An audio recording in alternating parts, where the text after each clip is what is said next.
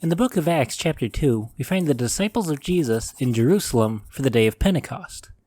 Pentecost is mentioned 2 other times in the New Testament, but what is Pentecost?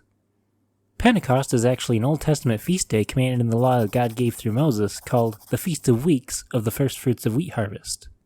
It was also at the time of this feast that God gave the law on Mount Sinai.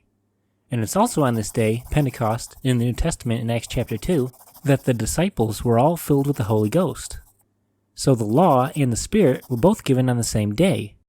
And as Paul says in Romans 7:14, the law is spiritual. Who else was there at Pentecost in Acts 2? Were they all Christians? Well, Acts 2:5 says there were Jews, devout men out of every nation under heaven.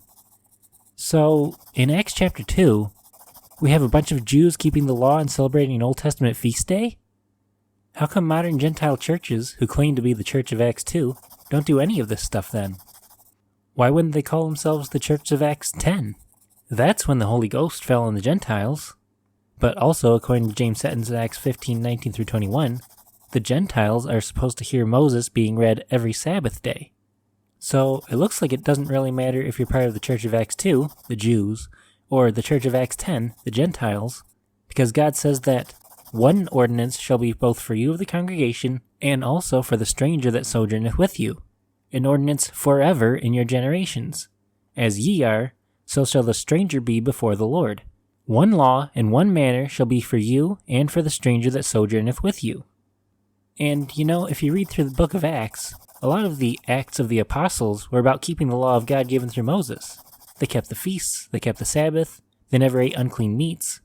They were devout according to the law. So if we want to be like the Apostles and the church of the book of Acts, it looks like we should keep the commandments, like Jesus said to, and like John said to, and like all the prophets said to throughout the whole Bible. And a good way to start is by celebrating the day God's people were given the law and the Spirit, the Feast of Weeks, or as we know in the New Testament, Pentecost.